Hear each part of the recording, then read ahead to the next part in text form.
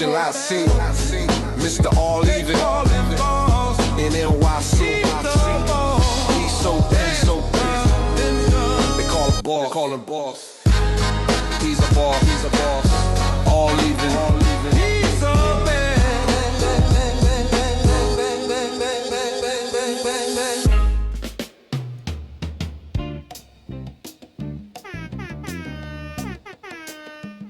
What a time to be alive. Cat's going crazy upstairs. Knicks is up 2-0. The city is going crazy. All Even podcast on a Friday night. Let's do it. You can catch me on Instagram and X at All Even Podcast. You can listen to the show on Coffee smelling righteous. Apple Podcasts, iHeartRadio, Spotify, all over the place. Go to TikTok, All Even Media. I stretched my arms and said, YouTube, if this like, day share, and gonna be subscribe. It is be going to righteous all be the way. one of those nights. Silent Assassin. please, How are you doing? Good. Yeah. bitch Feeling good? asses today. Listen, me and you was watching the Knicks game, and you was nervous. And on top of that too, like, I almost jinxed it. Yeah. I almost jinxed it. Yeah, you were going off, and I'm like, be careful. Be careful. And you look again, you're like, oh, it's tied. I'm like, I told you. Spoke too soon. I thought it was over. Okay? I might have to just mute up and shut up until the game is over. I almost ruined the Knicks' chances of winning a championship. I feel bad now, but they got themselves together, got some luck. We're gonna talk about it, a little bit. We'll talk about the NFL trades that have gone down. Myles Garrett is now a Ram. You have A.J. Brown, that's now a Patriot. Like, everybody didn't know this was gonna happen. I have some interesting news about the Lakers. I'm going off tonight. Like, off. Completely. I'm not gonna talk about that. I'm good. Shouts to Ernest Dove. We talked to him on Wednesday. It was a good conversation. People can go check that out on the channel. Irrelevant news of the week. And then the greatest segment on the planet, Dummy of the Week. Dummy, yeah. Knicks. What is happening? What's going on? I never thought that in my 40s I would see this. But we are here, right? Knicks are up 2-0. They beat the Spurs again, 105-104 in a thriller. The Knicks were down early in that game. They stormed back in the second quarter to take the lead into halftime. Dot pretty much dominated the game in the third quarter, up to about 3 minutes left into the fourth quarter. Knicks were up 12. And I go ahead and open my big mouth. Oh, silence that. It's over. It's over. Pack it up. And then, they were the fans of San Antonio, they're cheering.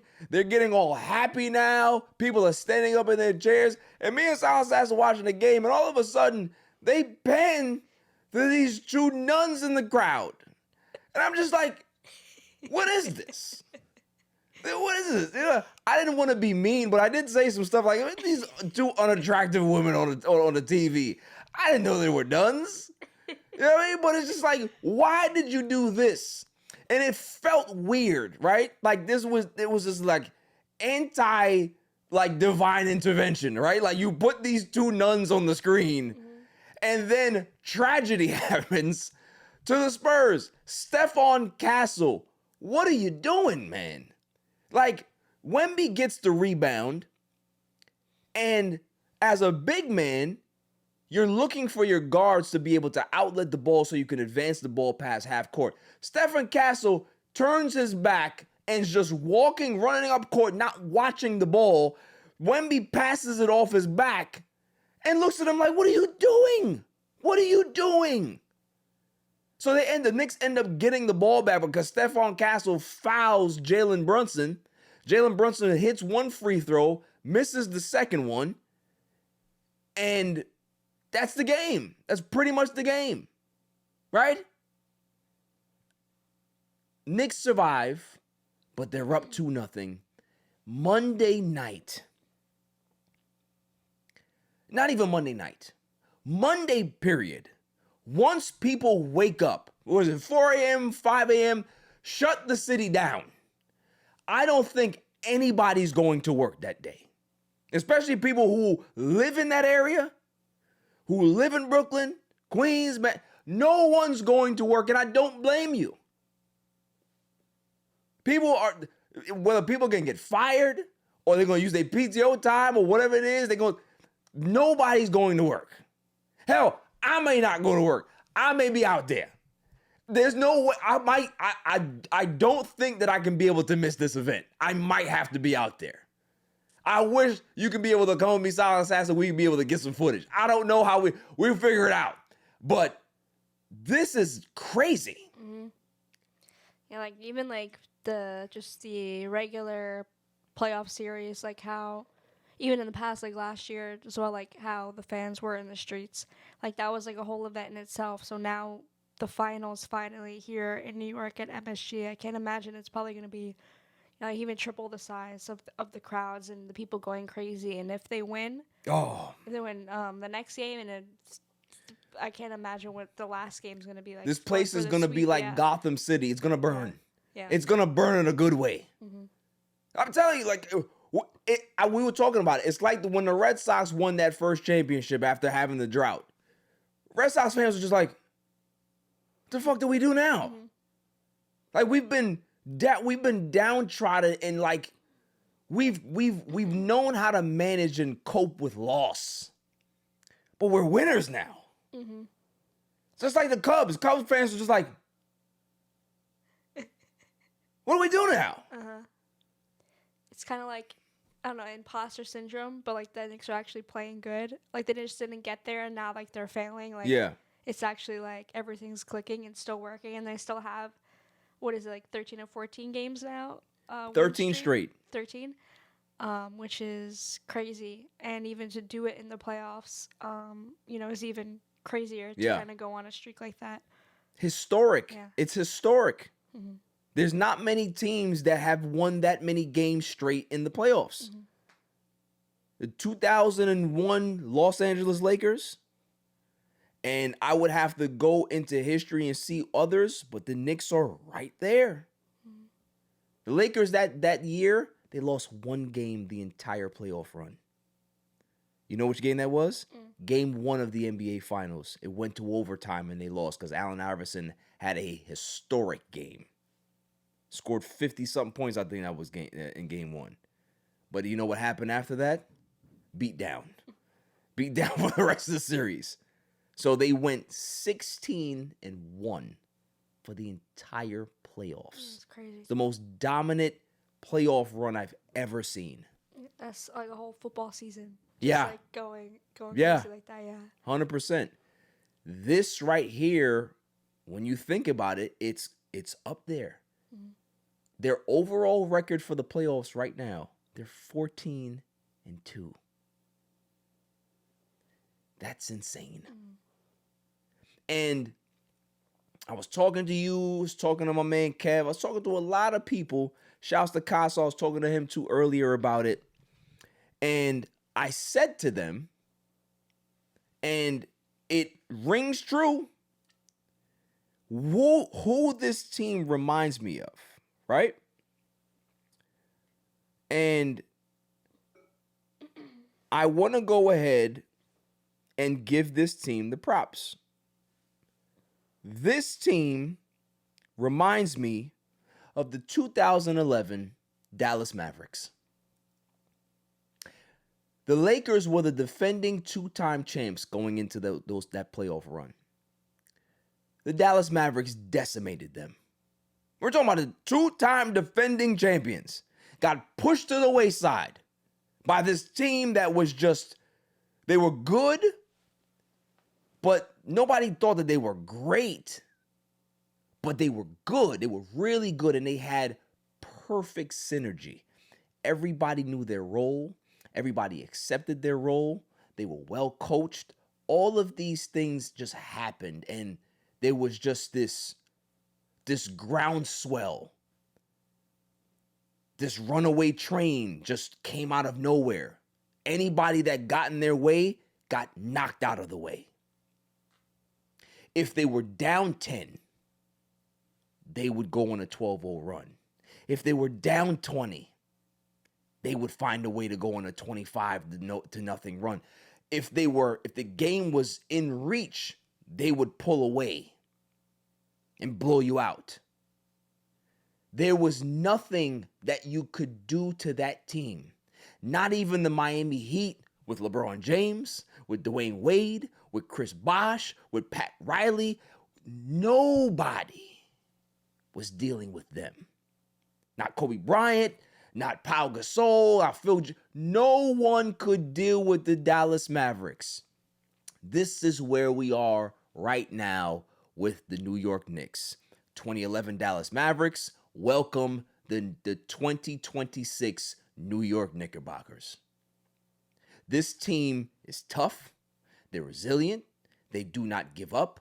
It doesn't matter if they're down 20, they will find a way. If they're down 10, they will find a way. If they go ahead and have a back and forth, they will find their way to have some type of luck lean their way, i.e. tonight. What are the odds that a kid like Stephon Castle, that has played basketball his entire life, has played guard and forward his entire life, knowing that when a big man gets the rebound, the first avenue that big man is going to look for is to you to be able to go get the ball and advance the ball past half court to be able to set up an offense? What are the odds? What are the odds that in that situation where you've done countless times in practice, in games, that same situation, left side on the outlet, big man gets the rebound, he kicks the ball to you, you advance the ball. Hundreds of times this has happened to Stephon Castle. And on the biggest stage of his life, where he's having a really, really bad game because he's had some careless, senseless, just bonehead turnovers tonight, he doesn't remember to turn around to get the ball after being able to do this hundreds of times in your life. This is how you know that when those lights get bright and the pressure is on, some guys just don't want to be there. Stephon Castle's a young player. I don't want to beat up on him, and I won't. But that cannot happen. No matter how bad you're playing, you cannot have a bad mistake like that. Because that mistake costs your team game 2 of the NBA Finals. And now you have to go into the greatest madhouse in basketball to be able to try to win a game. Good luck. I don't think you've ever watched Mad Max Beyond the Thunderdome. Go ahead and watch that movie, or just watch clips of that movie. That's what the Garden is going to be like. Being able to go in there, I don't even want to know how that's going to feel for an opposing team. The Knicks may end up scoring 190 points in that game in Game 3 just because of the energy that's going to be in that place. The history. You got Patrick Ewing, you're going to have Sprewell, Allen Houston, Walt Clyde Frazier, all of these people that are there. All of the celebrities that are going to be on Celebrity Row. You got the crazy people in the bleachers. You got the nut jobs outside having parties. People have food trucks that are designed with like 9 TVs on them. That environment, I don't wish on Stephon Castle. Because if this moment was too big for him, you might not be able to play him in game 3. And that's another thing. Mitch Johnson, head coach of the Spurs. What are you doing? Why is Stephon Castle your main ball handler? Why don't you have De'Aaron Fox as your main ball handler? He's a point guard. Why is he off the ball? You might have to switch this up. You might have to start Dylan Harper. You might have to put De'Aaron Fox on the ball. And you might have to have Stephon Castle come off the ball. Stephon Castle's never played point guard in his life like that. When he was at UConn, he played off ball, shooting guard, small forward. Like, why is he playing primary guard? You got to make adjustments. That's not a good thing right now. And I'm sure he's going to make the adjustment, but watching that game, I saw a kid shrink in real time. As the turnovers and the bad basketball continued, it just snowballed. It just continued to snowball. And instead of you course correcting and taking his ass out of the game, you kept him in there. Those are the situations as a coach you have to recognize in real time, because if you don't, you're dead in the water. The Knicks are getting the bounces that a championship team gets. Every team in every playoff run has to have some type of luck. This is the Knicks' luck right here. What we're witnessing is a runaway train. What we're witnessing potentially is one of the greatest runs by one of the teams that you don't consider one of the greatest historical teams of all time go on. We are looking at the Dallas Mavericks of 2026. It's really good. Man, that was great. Feels like I wrote that. I didn't write that at all. How am I this good? Anyway, we're just going to stick with basketball because who cares about football in the offseason? When the NBA Finals is going on, I don't want to hear about no football stories. I don't care. I don't care, right? There's too much basketball going on. There's too many basketball stories out there, so we're going to continue with basketball. LeBron James, there's some rumors out there that Steph Curry is on that celly. Like, yo, bro, what's up? You got to pull up the Golden State. Blah, blah, blah. If he goes to Golden State, great. But it's about how much money they can be able to give him is the concern. They're only going to be able to give him the full mid-level, which starts at like, I think $16 million. So if he doesn't want to take a pay cut, which I've heard that he's not opposed to it, but just like I talked about last week, you have to have a plan. Give me the plan, and then we can go ahead and talk about it. But if there's no plan, and you're going to run back the same team, then give me all of my money. Give me my American monies. All of it. No pesos. Give me U.S. currency. That's what I want. I want the whole bag. Not a third of it. The whole thing. If he wants to win, and he's always wanted to play with Steph, then I ain't got no problem with him going to Golden State. But how does that look? What does that happen? Is there going to be I would prefer it to be a sign and trade. If he wants a certain dollar amount, I would prefer them to be able to get a sign and trade and get something back from Golden State. That to me would be fine. I wouldn't be happy about it. Seeing one of my favorite players go to the Warriors. Are you kidding me? I can't root for Golden State. I love Bron, but I can't do that. I refuse to do that. He would be the ops. And it pains me to say that I got to look at LeBron James as the ops. Nah. But if he goes to Golden State, that's what it's going to be. We LA, baby. We Lakers.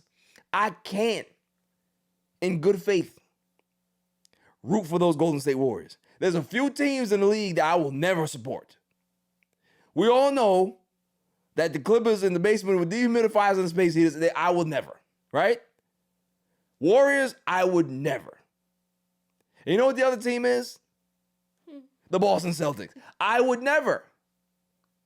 I don't get, listen, Kobe Bryant can, his spirit can go into somebody. And, oh my goodness, this guy plays just like Kobe. His spirit of Kobe Bryant with him. I still wouldn't root for him. The scum. Okay? So if LeBron goes to the damn Warriors, you're dead to me. Your career, great. I will always appreciate you. But at the end of the day, if your final seasons are gonna be in Golden State, you are forever unclean to me. Forever unclean. So do the right thing, LeBron. Don't go there. Okay? Stay in LA. Go to Cleveland. Oh, hell, hey. Go to the runaway train that's the New York Knicks. I'd be fine with that. I can cheer for that. I'm not cheering for no damn Golden State. So, Steph, relax. Okay? We understand. You got 4 championships. Just mute up. All right? Leave Bron alone. He don't want to go there.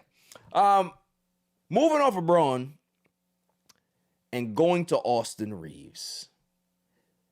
I warned you, Silent Assassin, that I am going to go on a tirade. And I do it every so often. I remember my Luka tirade went viral.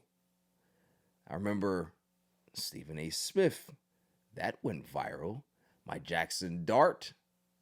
That did well. Anytime I go on these rants, I don't know how this one's going to go because I don't do things to go viral, but man, oh man, I saw something that made me almost break my phone before I started laughing, though. Right? Had the anger, and then I started laughing. Because I was like, in what world would this be plausible?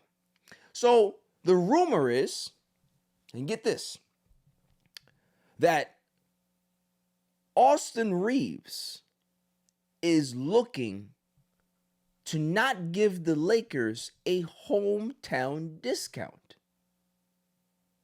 So what that means is that Austin Reaves is looking for 5 years, $239 million max. It's fine. You go ahead and get it out.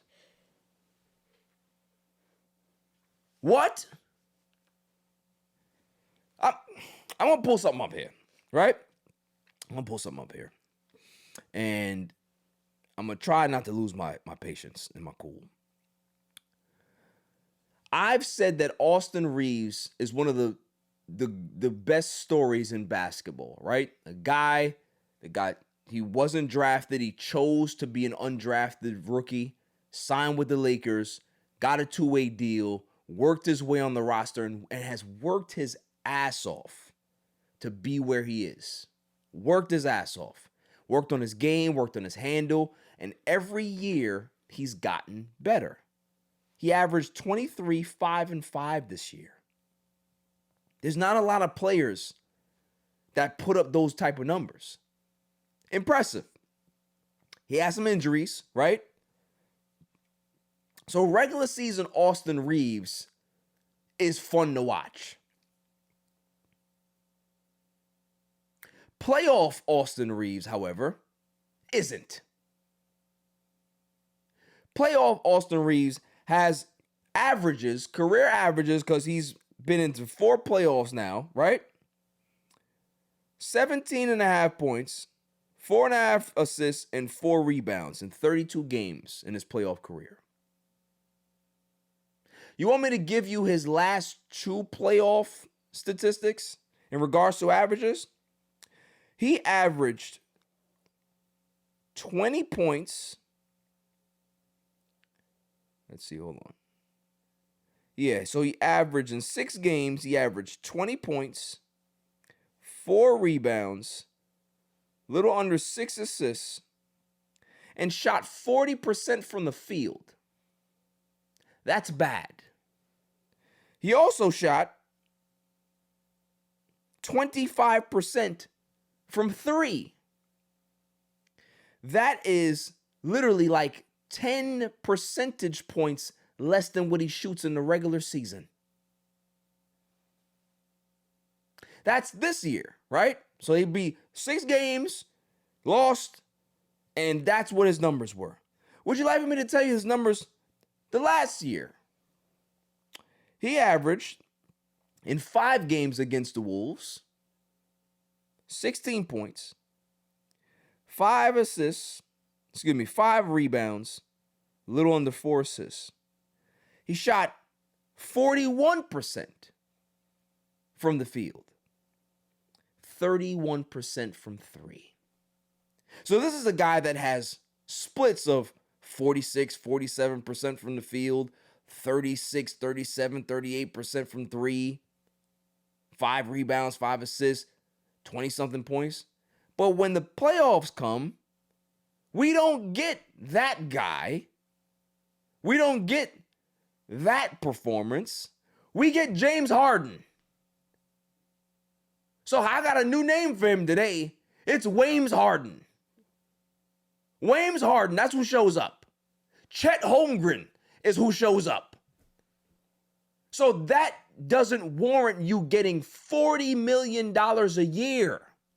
If the Lakers go ahead and give Austin Reaves the max, the Lakers are dead. Dead. And I'm not talking about dead in a sense of they're going to be a lottery team. No. I mean in basketball purgatory, which means that you're not going to be bad enough to warrant getting any type of because obviously the lottery system is different, but you're not going to be one of the top 10 teams, bottom teams. You're going to still make the playoffs, but you're not going to be good enough to beat anybody because you got 2 guys in your backcourt that can't guard me and you. They got no lateral quickness defensively. They can't stop nobody. So they can put up all the points they want, but if you're scoring 30 points and you're giving up 45 on the other end, what does it matter? So you're going to pay Luka $50 million. You're going to pay Austin Reaves $40+ million. And then what's the rest of the team going to look like? When you got 2 of the worst defenders in your backcourt. In the Western Conference, when you got guys like Shea, you got Jalen Williams, you got Stephon Castle, you got Dylan Harper, you got Fox, you got all of these great guards in the Western Conference. What are you doing with them? The only way that you're going to be able to salvage your team is if somebody takes a sacrifice. And Austin Reaves, as good as he is, because I'm not going to sleep on a guy like he's not good. He's earned the money that he's projected to get. But to win, somebody got to be Jalen Brunson. Because Jalen Brunson said, yeah, I can go get the bag. I'm going to take way less under market because I can be able to stack this team the way I want to. Lo and behold, look what the Knicks look like. They got a whole bunch of defenders on their team, and they all got paid. You know why? Because Jalen Brunson took the sacrifice. So we didn't expect Luka to do it, but you're not the superstar. You're the second banana, which means that you need to act like the second banana and say, you know what can I do to help the team? Because if you don't do that, then there's the door. I'm saying that right now. If Austin Reaves does not take the pay cut, take your ass to Brooklyn, take your ass to Washington, take your ass to Chicago, go to any one of those bum-ass teams and go take the max. We don't want you here in LA if you're going to take the max. 40, nah. At 30, yeah, I take you. 34, I take you. But at 40, nah, I'm out. As a Laker fan, I'm out. Because there's no way you're going to be able to compete and win at that level with those 2 guys in your backcourt. It's not going to happen. I don't give a damn what the analytics say. I don't care what the inside advanced numbers look like. I don't give 2 shits. I know what my eyes tell me when I watch them on the basketball court together. They couldn't stop a nosebleed. Can't stop a kid walking down the street. And you want to give that $40 million? You want to sign up for more bad defensive basketball? What are you going to do with that? So no, he's not, to this Laker team, he's not worth the max. To some other team, absolutely he's worth it. Go get your money. And if I'm Rob, I'm going to go to Luka and say, yo, look, I know that's your man. I know you want him on the team. We cannot win with him taking that bag. We can't do it because we don't have the draft capital. We don't have the young assets. See, it's a different story when you have young players that are on rookie deals, right? That now it's like, okay, cool. You got the talent, but these guys are not making so much money. So yeah, we can be able to go ahead and overcompensate and go pay our big stars because we got these collection of young guys and defense and athleticism.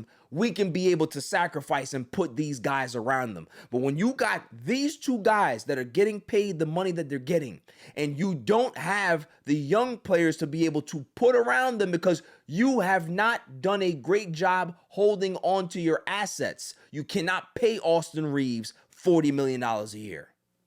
So it's Rob Pelinka's fault. It's your fault. But you can't try to course correct now by giving him this money. You can't do it.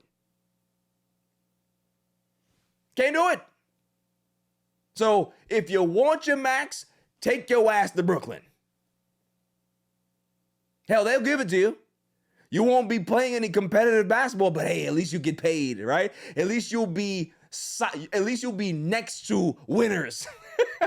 You'll be next to who won. That's fine. You'll be adjacent to winning. But you can't get it here, bro. As a Laker fan, I'm standing on business. I'm sorry. If I was in the front office, I would call Austin Reaves and say, yo, I see these rumors going around. Let's talk, man. Is this what you want? Because if this is what you want, we might as well just rip the Band-Aid off now. I don't even want to negotiate. Because if you're looking for top dollar, I'm not giving it to you. So you can be able to go ahead and negotiate with these other teams. And go ahead, do your thing. Do your thing. And if you want to go ahead and holler at us to be able to see what we can be able to do and get a sign trade, and cool. But if you want that money, we're not giving it to you. Because here's the thing, right? Here's the other thing I'm talking about. And this is why you can tell that a lot of these players are so full of shit that they just talk to talk. So this came out of Austin Reaves' mouth, right? And I quote, I try not to think about it. He's talking about free agency. Reaves said, honestly, I've said it a million times. I want to be in LA. I love it. Even though the other extension was turned down, that doesn't mean that I'm not trying to go get a he says, just because I turned down the other extension, that doesn't mean that I'm trying to go get a bag, a gigantic bag. Oh. Isn't that different from what we're hearing in regards to rumors? So you're talking about that you don't want to get a gigantic bag, but yet the rumors are saying that you're trying to go get a gigantic bag, right? Gets better. That doesn't make sense. I want to be here. I want to win. I want to do everything that can help this organization be better. So I don't try to think about those things. You know what will make this organization better? If you take $30 million. And when you take the $30 million, right, we'll give you the 5 years. Stretch it out. But I also want that $30 million or that $35 million to be a descending scale contract, which means that the way the NBA works, Silent Assassin, based on the cap, you get an 8% raise every year. So your contract raises 8% every year of the length of the deal. But if it ascends, you can also do it the other way, where it descends. So instead of getting an 8% raise every season, you'll be minus 8% every season. So your annual cap number goes down. That will help the team because if your cap number shrinks, that means that there's more cap flexibility that you're giving the team. So the only way that I would be okay, and I'm not even okay with 40, it has to be a descending scale style contract. Where instead of it going up, it goes down. So start at 35 and have it go down. Start at 30, have it go down. Because when you do that now, you're giving your team the flexibility to be able to add pieces to help this team get better. But you getting a bag, that doesn't help us, bruh. And if that's what you want, then there's the fucking door. It's been real. I've seen a lot of good players and great players come through the door and leave. I saw Dwight Howard get traded here and leave the next off season to go to Houston. He didn't want to be here no more. Okay, cool. If you want a certain amount of money, there's the door. I need Jalen Brunsons over here. I don't need dudes that want to take the whole bag. You're not LeBron. LeBron's the only person I'd be able to say, okay, you want 60? Hey, give it to him. Bring in the Brinks truck. Yeah. Because you know why? I know that when playoffs are there, LeBron James is going to show up. I've seen 4 seasons of Austin Reaves go from Austin Reaves to James Harden to Chet Holmgren. That's what I see. He's not the same guy in the playoffs. So what am I paying for, right? As an organization, what are the Lakers paying for? You paying for the regular season? We don't want that. Lakers' legacy and lore, you have to do things in the playoffs to be great. Nobody gives a shit about what you do in the regular season. Nobody cares. It's about what memories you're making in the playoffs. And if you turn into James Harden, we don't want you. Moving on. Were you shocked about Myles Garrett ending up on the Rams? It's not something I was expecting. Just because, I mean, they had that situation before his extension. Yeah. What was that, last year? And remember, as soon as the restructuring happened, we talked about it in the show. I said it's bound to happen. Yeah. He's gonna get traded. Yeah, because like I thought it was gonna happen obviously before the deal before he got the deal.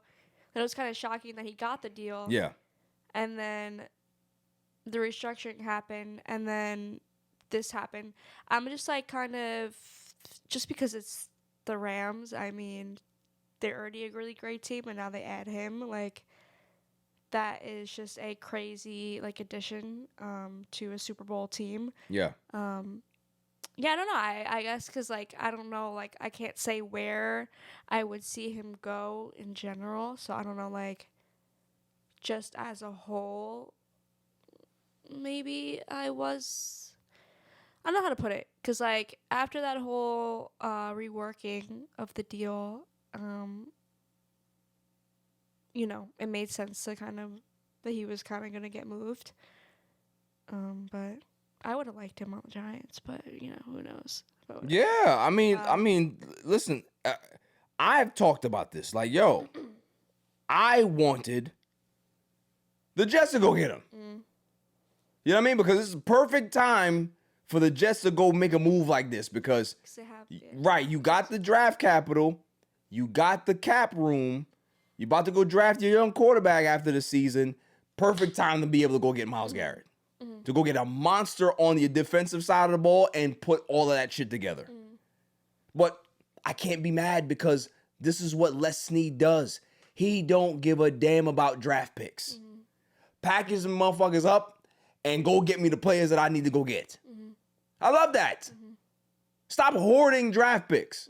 Because if you're a bad evaluator of talent, then draft picks are nothing. Yeah, they don't mean, because, like, they don't mean nothing. You can't pick the talent. You're just holding on to nothing. Yeah. When they are extremely valuable assets to get you something better, like, in the moment. Right. Because you have proven talent on the field. Like, that's something like Myles Garrett, I feel like, honestly, should have been open to any team to go get. Any team. I you know what it is? I don't think that teams might have known that he was that available, right? Because I'm sure that there's other teams out there that probably had a lot more value than what the Rams could be able to give up, right? So I don't know, man. It was a shocker to me, but shouts to Leslie to be able to make that deal. And now the Rams go from literally they were at the top of the NFC.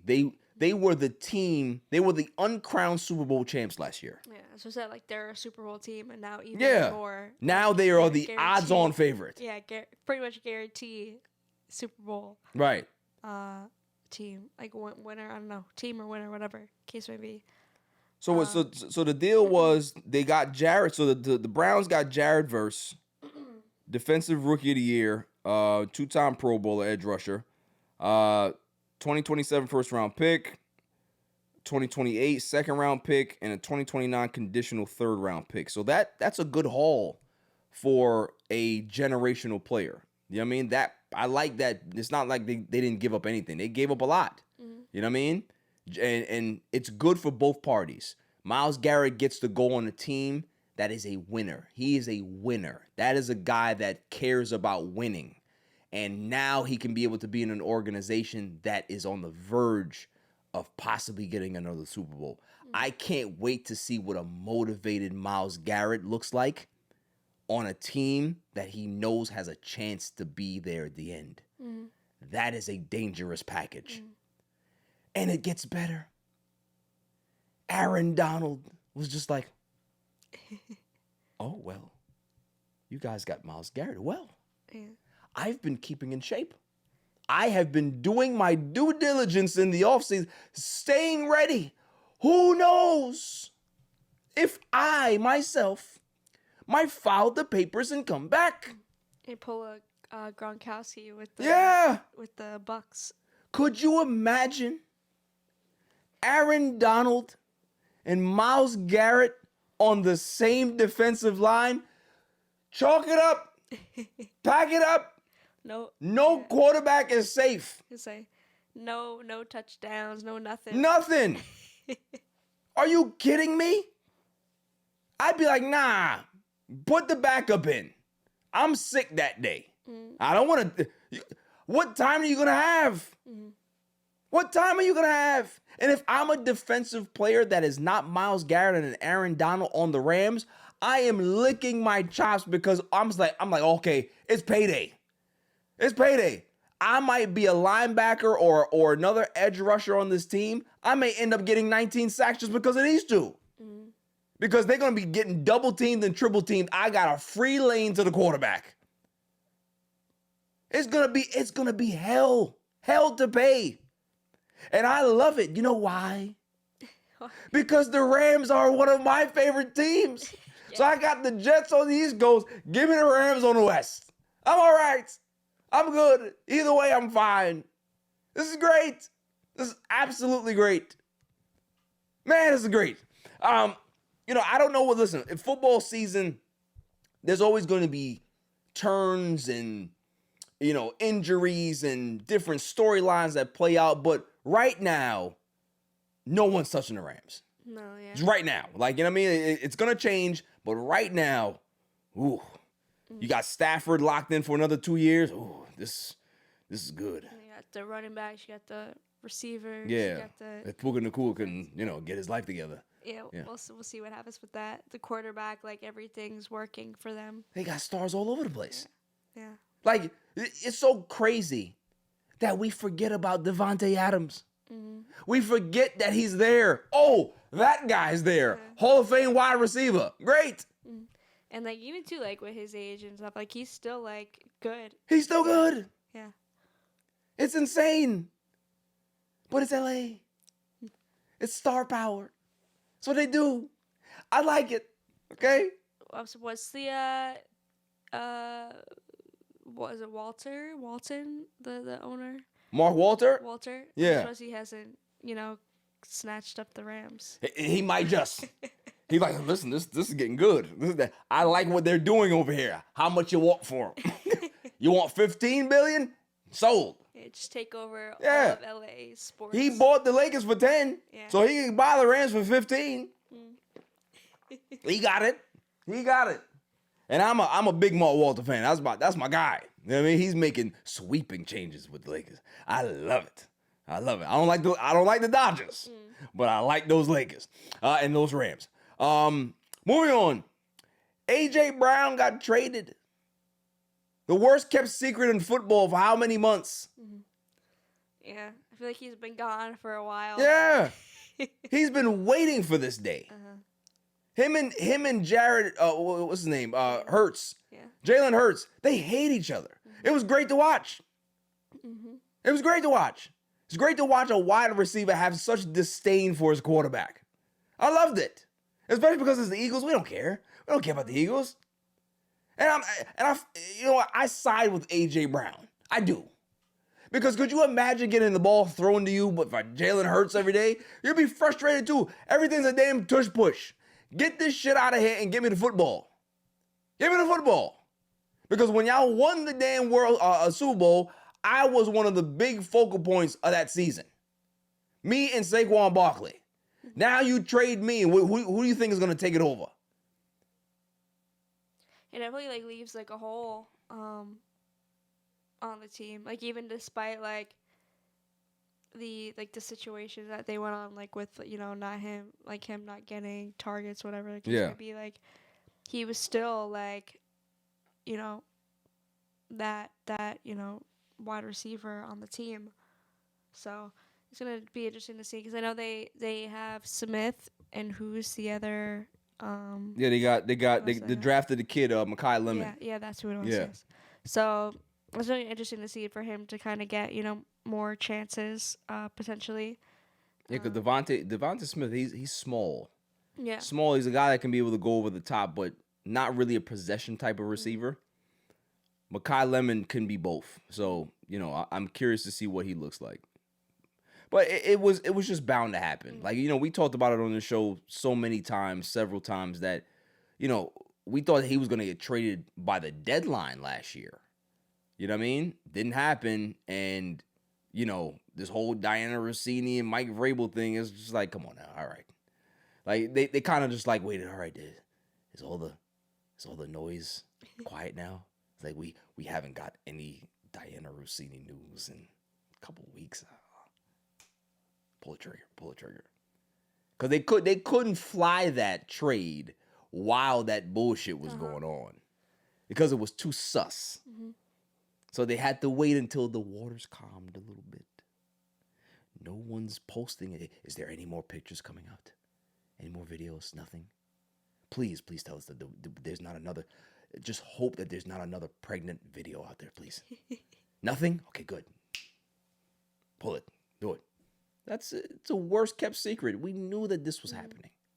I feel even more before last year. Yeah. It's been a long time. Long time coming. So, we'll see what happens, man. With the whole Stephon Diggs thing, does Stephon Diggs return to New England?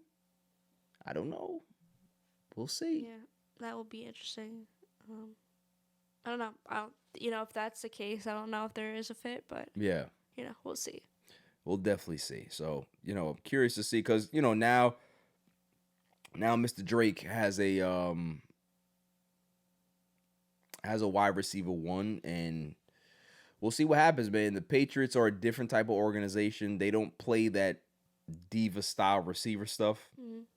So AJ Brown is definitely going to have to change some things up if he wants to stay with the Patriots.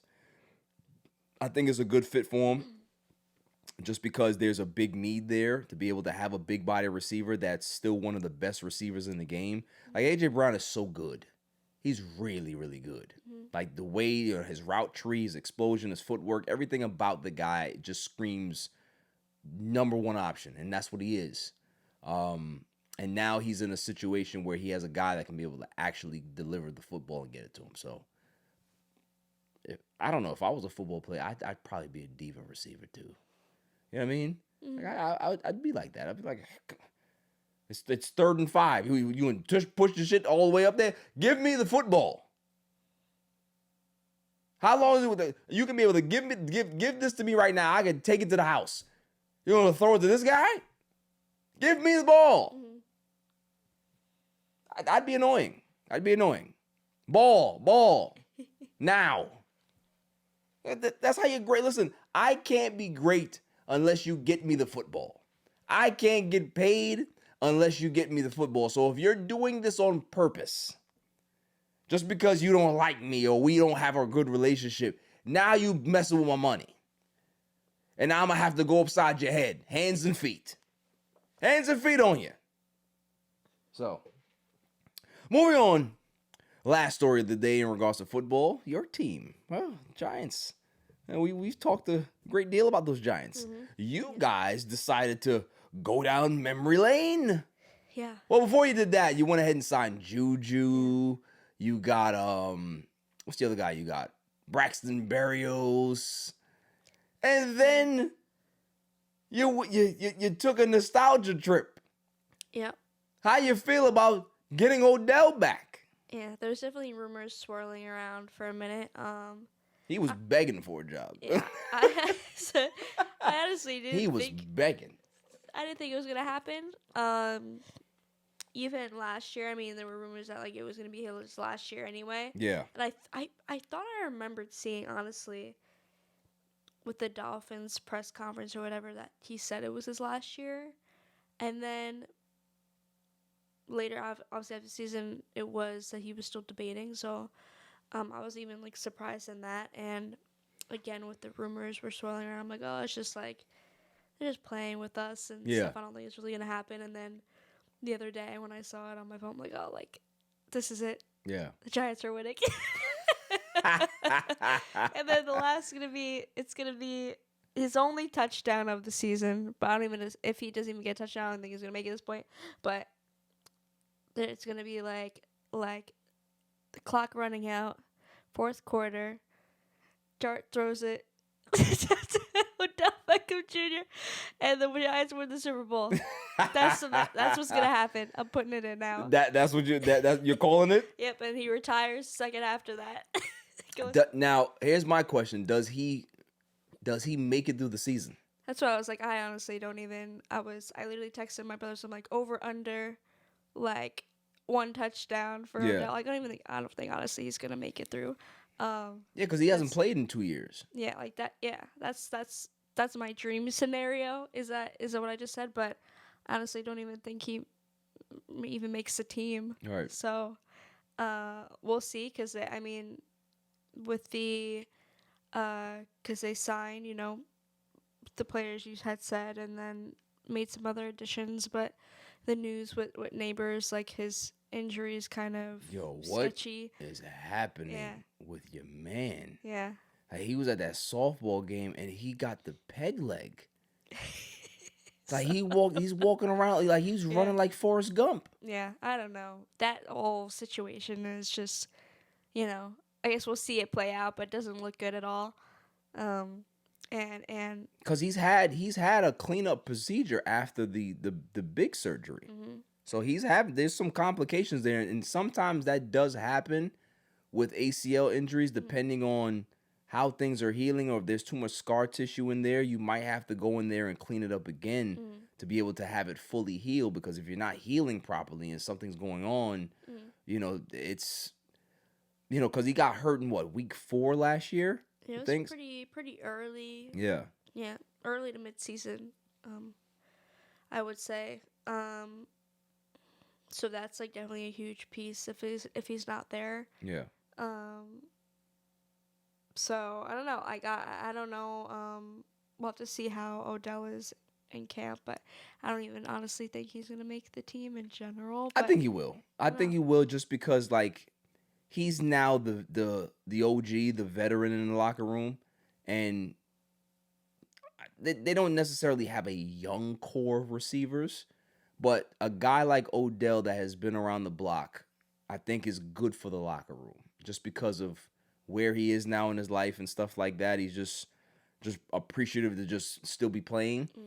I think he'll make the team. I don't know where he's gonna fall in the depth chart. I don't know what type of contributions he's gonna have. So what you said may be what actually happens if the Giants do have a deep run. You can be able to use a Odell in a special package, and whatever happens, right? But I think Odell is good for Malik Nabers.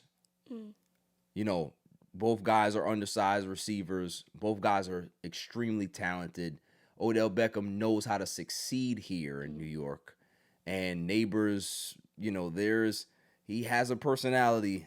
Yeah, definitely. And there's a lot of diva receiver in him, and that might not be a good thing in New York, especially if you're not productive, right? Yeah. And if he ends up coming back too early from this ACL surgery, because a lot of times people don't realize, like, coming back from an ACL surgery, guys always it's like a full year after that they're actually themselves again. So we're not going to see Malik Nabers, even if he's ready to play, that he's not going to be Malik Nabers until the following season. You know what I'm saying? So they're definitely going to, and I think that's why they signed all three of these receivers, because you're going to need some type of depth. Yeah, like Because you veteran, don't know what's going to happen with Nabers right now. And I don't think at this point they should rush him back at all. Just let him heal. If he has to take, you know, half of the year to be able to come back, then so be it. because that's your future receiver. Yeah. Like, you don't want to ruin anything, you know, and rush his comeback. There's no reason for it. Right. You know, the Giants definitely have gotten better, but, you know, football be football. But can you say that they're going to be, you know, they're right now, like, contenders? No. But it definitely, like, is just exciting to see Odell back, because I feel like he should never left in the first place. Yeah. And, you know, what down in that time, you know, happened. But I feel like a lot of Giants fans were sad when he, you know, left. So, you know, excited to see him back. And I hope, you know, he plays well and gets chances. But, you know, we'll see, you know, how age plays in this. So. Yeah, I mean, you know, listen, as a Giants fan, you should be very excited. We'll see what happens, but you should be very excited.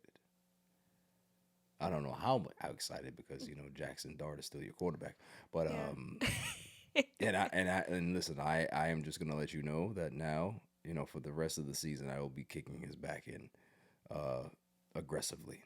So he better hope that he plays well, because I'm going to be right there. I'm going to be right there to make sure that I make it uncomfortable for him.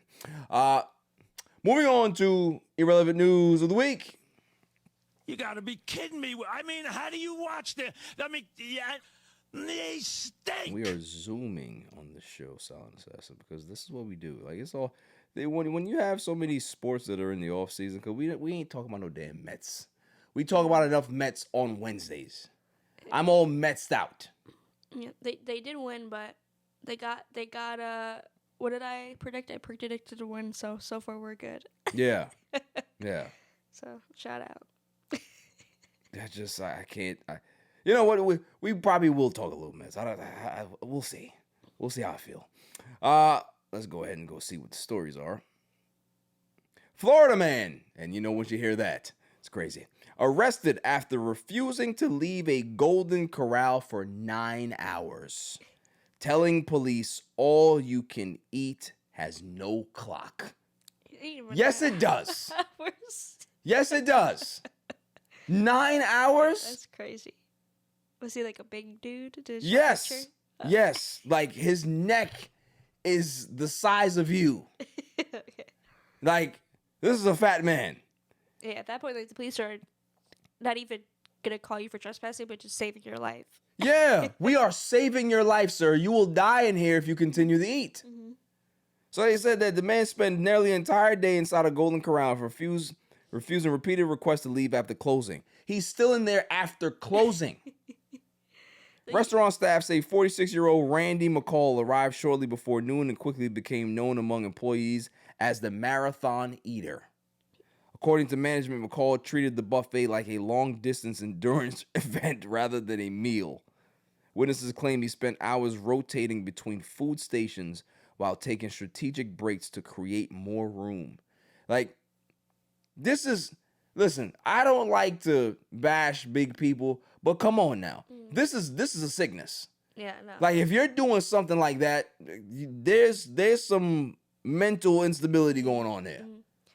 Yeah, like, I'm never gonna, like, shame anybody, but, like, there's definitely people that it's kind of like, how did you let yourself get to that point? Yeah. Because, like, honestly, like, I don't know, like, how my body, you know, is different than anyone else's, but, like, if I'm, how do I say,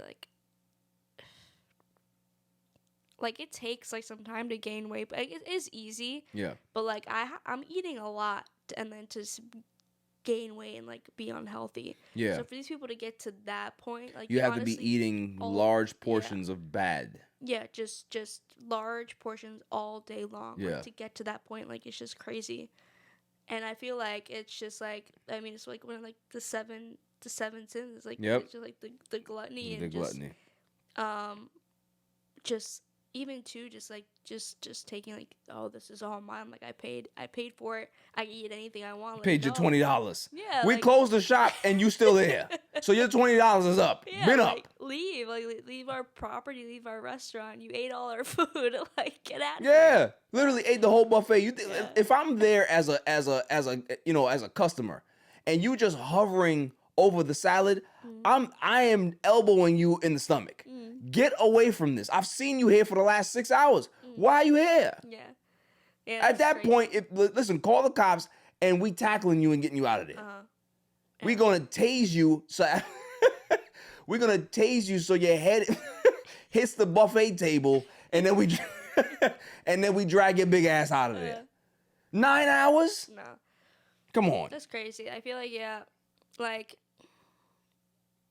even when I worked in, like, restaurants, like, if there was someone that was staying, like, a little long, you're kind of, like, looking at them, like, yo, like, you gotta leave. Yeah. Especially, too, like, when it comes to closing, like, you need to get out of here. Yeah. Or else I am literally calling the cops because, you know, I gotta go home. Right. And two, like, we're literally closed. Like, why are you in here? No reason. No reason. Here's a good one. Man faked having Down syndrome so he can hire 3 women to bathe him. What? In September of 2018, a man from Gilbert was arrested for allegedly pretending to have Down syndrome in order to manipulate female caregivers into bathing and caring for him. According to the reports, investigators said the 31-year-old man deceived multiple caregivers by faking a severe disability and presenting himself as mentally impaired during arranged care visits. This disturbing case quickly spread online because people were shocked by the bizarre and manipulative nature of the allegations. Yo, that is wild. That is level 20 of incel behavior. That you go to these lengths, just pay for it at that point. Yeah, they got services out there that women will just come and bathe you, and you can just go. Because I mean, like, in-home nurses or whatever the case, like, that's not cheap. Like, Yeah. you could get a discount on doing it literally, like, finding someone on Facts. you know, a service like that. Like, you have to go to that lengths to pretend like you're, you know, have Down syndrome is crazy. And, like, no comment, honestly. Yo, like, I don't use the R word because I don't play with it. You know what I'm saying? I don't play around with people who use it. But he fits the bill. Yeah. He fits the bill. You know what I'm saying? Like, you go ahead and want to impersonate somebody who has Down syndrome, you're an idiot. Yeah. Like, you are way below the IQ scale. So, you know, insane. I wonder how they found out. I suppose, like, I don't want to say things, but, like, I feel like, how could, like, you fake that, like, without someone knowing? Oh, there's ways. Yeah, but it's not anything good. You know what I mean? Because I'm not gonna even try to impersonate that because you already know. Like, you gotta you That's have a to lot. come off a certain way. Like you gotta be like that for the duration of the time that they're there. You know what I'm saying? Like that. Yeah. Yeah, I like just, even like when I know it does get like hate, like when there's certain movies where an actor has to be like play a role with Yeah. someone whether it be Down syndrome or whatever. I know there was one with that I got a lot of hate. I forget the movie name. I think Sia produced it with a child with autism, mhm. and the girl was an autistic, and it's just like acting. I feel like I don't like that. That kind of like definitely turns me the wrong way. It's a tough line. Yeah. It's a tough line. So it's like you're making a movie like this, like it should be like a actor like with that, you know, certain, you know, like what's a good example is Quiet Place, where the girl was like actually deaf. Okay. And like they use like actual, you know, deaf girl in the movie, like that you know is good. Like to give them, you know, recognition and whatnot, but other ways I'm just like what are we doing? Just like as like a human element, it's like what are we doing? Yeah, I mean, I get that. I there's method acting, and method acting has always been around. I'm on the fence about that, but I understand that you would want something that's a little bit authentic, I guess is the word, but it's a slippery slope. It really is. You know what I mean? Like, because if it's done right, I mean, It's just like you know what I mean? Like, I don't know, like it's like I get it, because like it to you know to go to that length, like I'm sure I would say takes talent. Yes. You would say like yeah, but is it the right thing to do? I wouldn't yeah, say it is, there could be a morality issue there. So I see that side of it. This is the biggest pause in the world. Like, teen earns Guinness World Record for largest mouth gape. Pause. Like, I'm gonna send this to you. This dude doesn't even look real. So his his mouth looks like he can open it that wide. Oh, I don't like that. That scared me. Yo, he's a freak. Yeah, absolute I'm freak. scared. I literally Like, yo, they got him eating a burger. Yo, this is nah, dude. That's scary. Yo, and look at the next one. I can't. He put a bottle. Pause, my guy. What are you doing? Look at this. He got a burger with 1, 2, 3, 4, 5, 6, 8 patties. Dog, pause. Pause, bro. Nah, that. There's a woman on All right, I've seen enough. Look, TikTok that's similar. I'm gonna put this to the camera. This is the biggest pause in the world. You're putting mad bananas A bunch of bananas. in your mouth. Pause. Bruh. This is not a flex, man. This is not a flex. This is not the Guinness Book of World Records that you want. No. Super pause. Yeah, it's interesting. Really, really interesting. I think that's it for irrelevant news. Oh, this one was interesting. No, this was 7. You know what? No. Let's do this one. Pennsylvania man tears down home with excavator after his wife said marriage is over. Yo, this man destroyed the front of the house. Like, why are you gonna go through those lengths though? Like, 48-year-old Eric Pirwaza used a Kubota excavator to demolish part of his family's home after a heated domestic dispute. This is a psychopath. There's a reason why she probably doesn't want to be married, because of, I'm sure she knew that you would go to these lengths. I have to get away from you. And it's like, here, like, I want a divorce, and the first thing you do is go find just go find an excavator and then tear down the house. Like, you're not going to have to pay for this. Yeah. In the divorce, the bill is going to be on your head. Mm-hmm. You're an idiot. Yeah.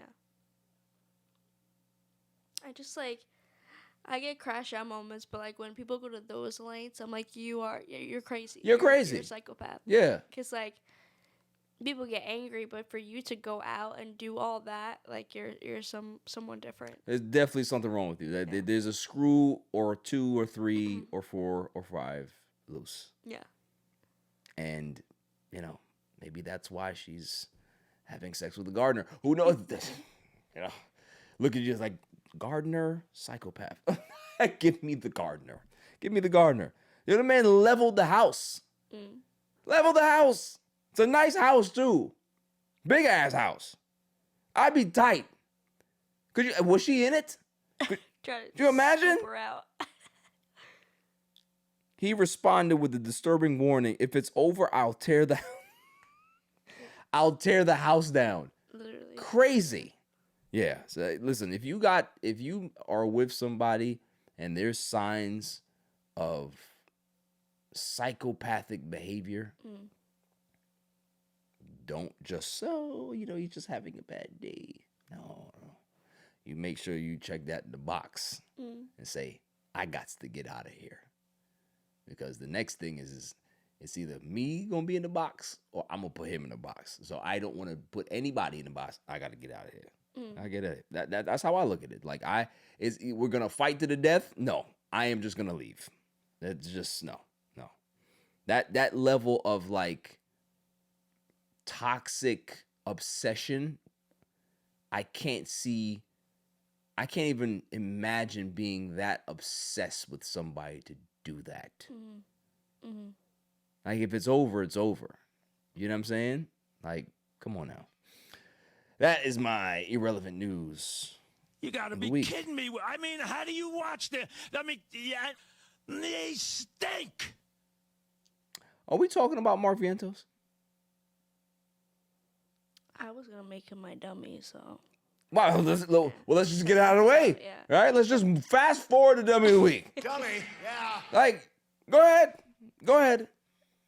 Yeah, so, I mean,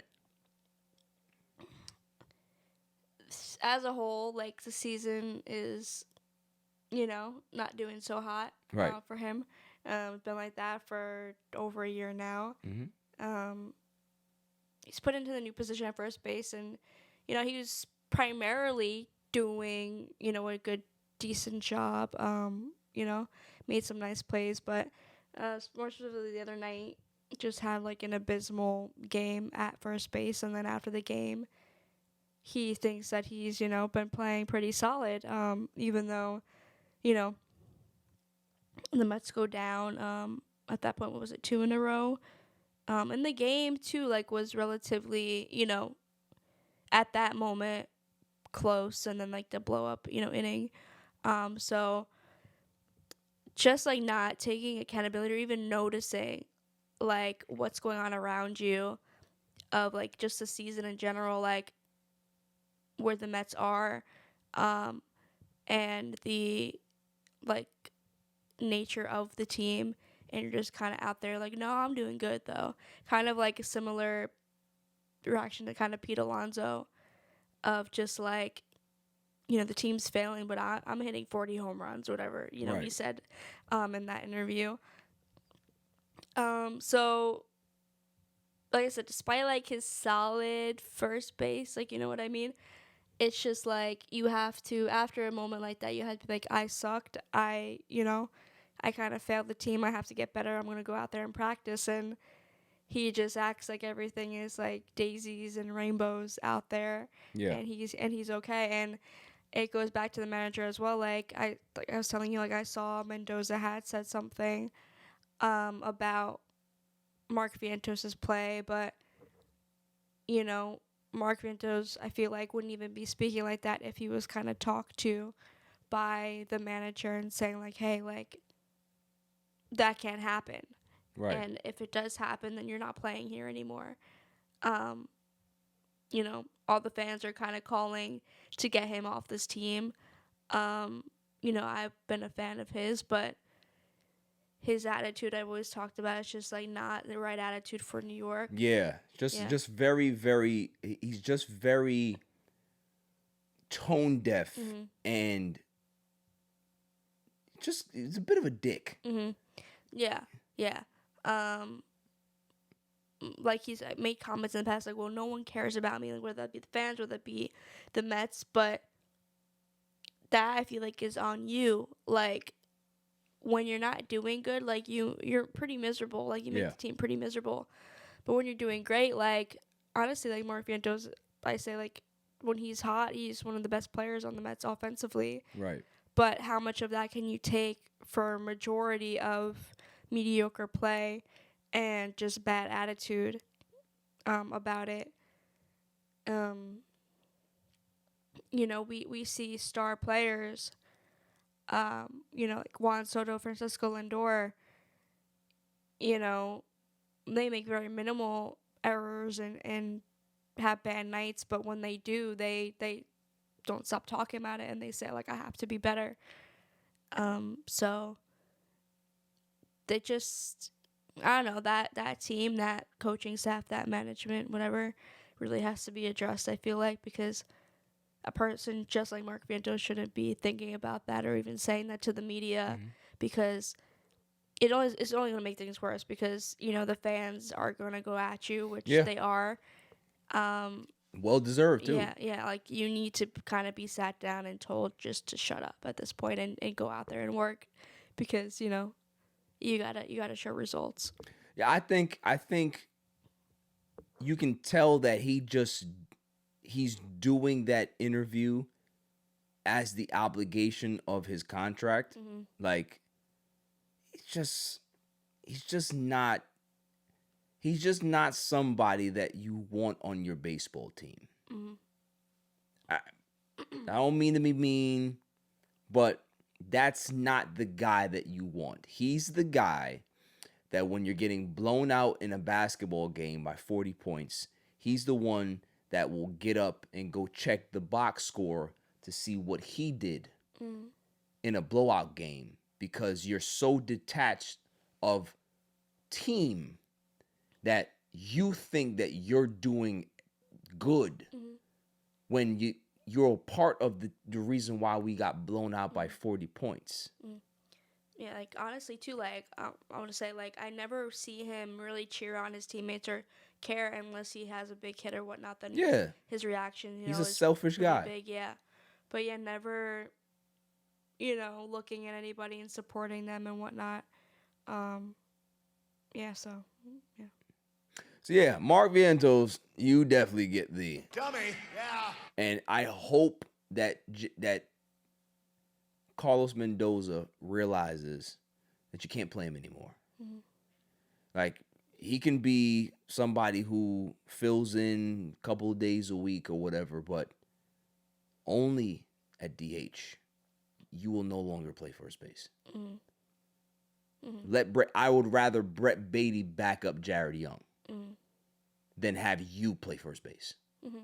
Because like if you can't even see those mistakes, like it's like Yeah. you can't play mediocre first base and then do that and then say you're doing good stuff. Right. No, I gotta give myself props because, offensively, but I've been hitting the ball well, like, and he said some decent stuff in there too, but there was a lot of tone deaf things that he said. And it's like when the team is playing bad and poorly, fans don't want to hear that from you.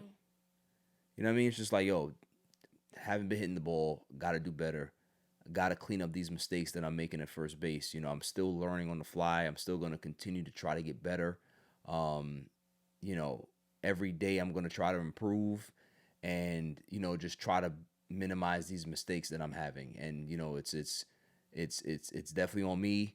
It's something that I got to work on. I'm working with the coaches diligently every day to try to be able to help me grow and be better at the position.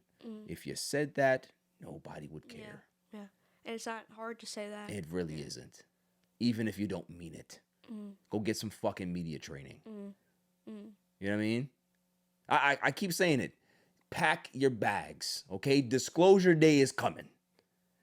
Take him with you. Take him with you. Don't put Lindor in the commercial. Put his ass in the commercial and take him. Take him. I think I literally saw a comment on that. I think like when it has a reflection in his eye, I think it said, "Oh, like this is Lindor watching Mark Vientos." Yes. Say whatever it said. This is Lindor watching Vientos go up there. See you later. Yeah. Red Rocks is calling. Yeah. So get the hell off my team, Dummy. Mark Vientos. Take Brett Beatty with you. Dummy. Yeah. Take David Peterson with you. Dummy. Yeah. Take Sean Manaea with you. Dummy. Yeah. Take them all. Take them all. We have too many fringe Major League Baseball players on this team. Take David Stearns with you. Dummy. Yeah. My dummy. I don't know if you've seen this, but man, this is interesting. Let's go ahead and play the audio.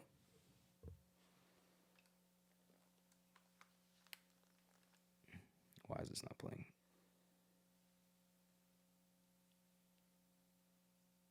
We're going to have to reload this.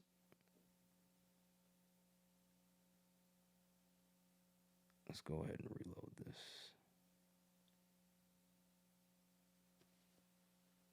Because I need to hear this audio. This is fantastic. Not believe what I just watched.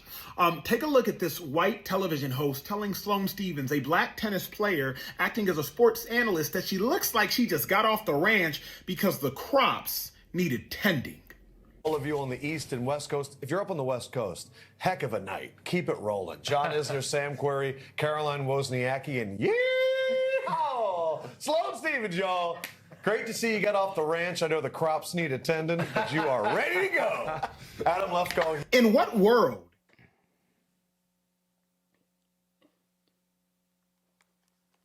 Dummy. Yeah. Sloane Stevens is a tennis player. Great tennis player. She's wearing all white, cowboy hat, dressed to the nines.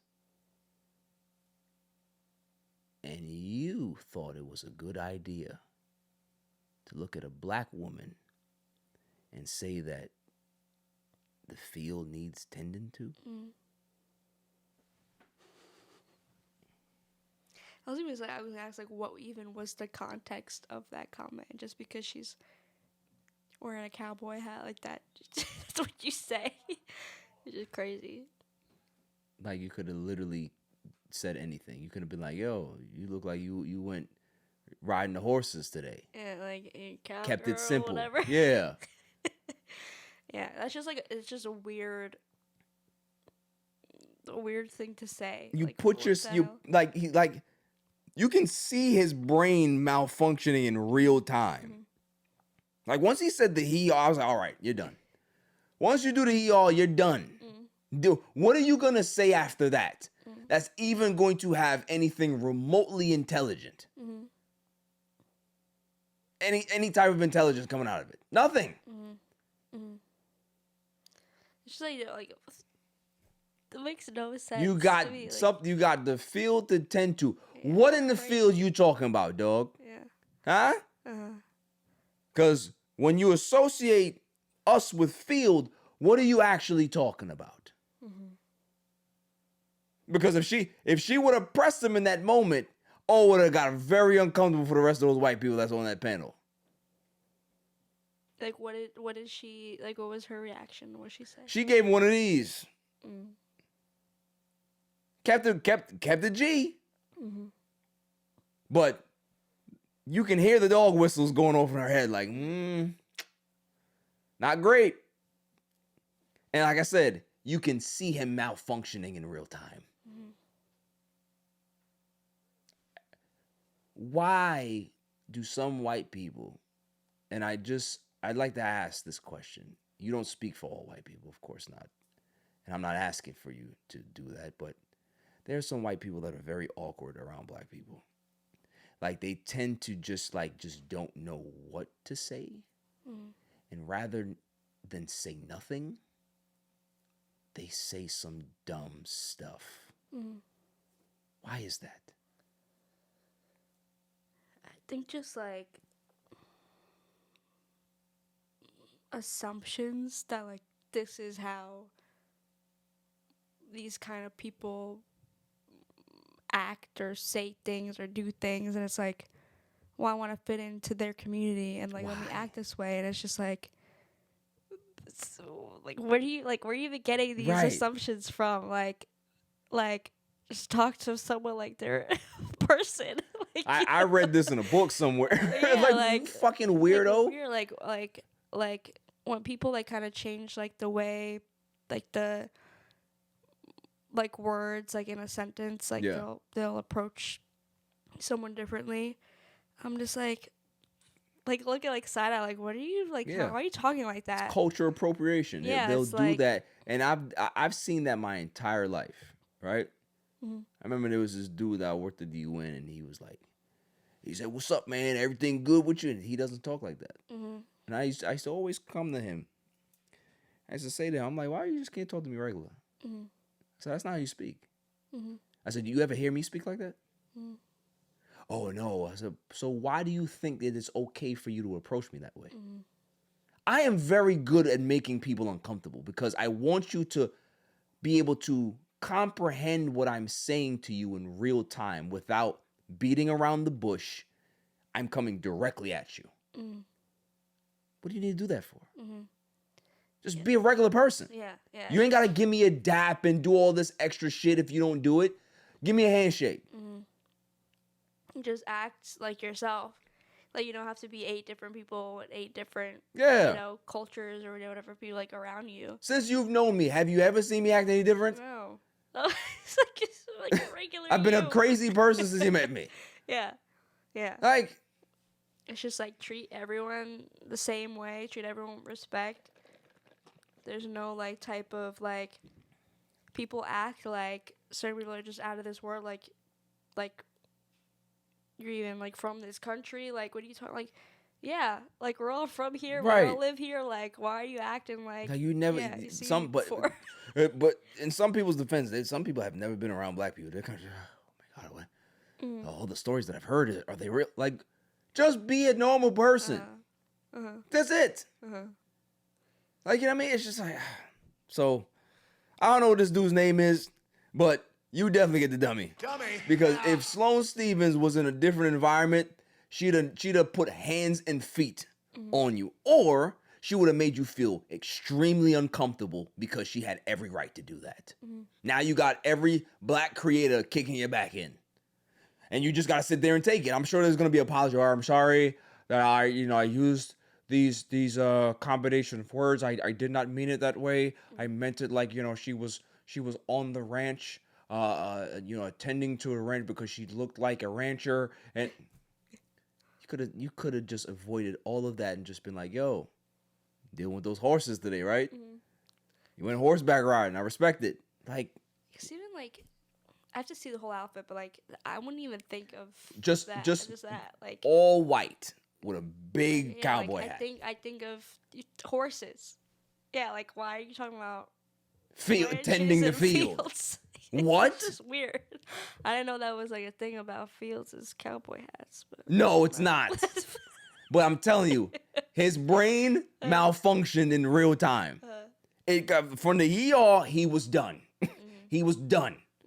He just stopped talking. But because he's the host of the show, he just knew that he had to. All right, cool. I've gotten myself into this. Got to try to find my way out. And boy, did you take the wrong door. So Dummy. gotta eat it.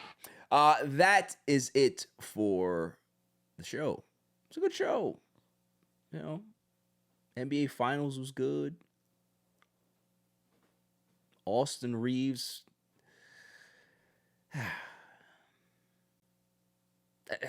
Just no. You want that? Go to the Clippers. Go to the Clippers. Go to the Bulls. Go to Brooklyn. You are not. If they do this, you know what? I can't say that. I was gonna pull a real wild card statement just now. I was gonna be like, if they pull this, they're going to make me leave the only team that I've ever rooted for and go to the Knicks. I can't. I'll never do that. But if they sign Austin Reaves to this contract, the Lakers are done for the next 5 years. Done. I've talked about the whole Lucas situation. You put these two together, okay, I'm done. Chalk it up. Pack it up. So, until next week, stay safe, stay cool, peace. New York City is going to be a madhouse on Monday. And I might have to pull up.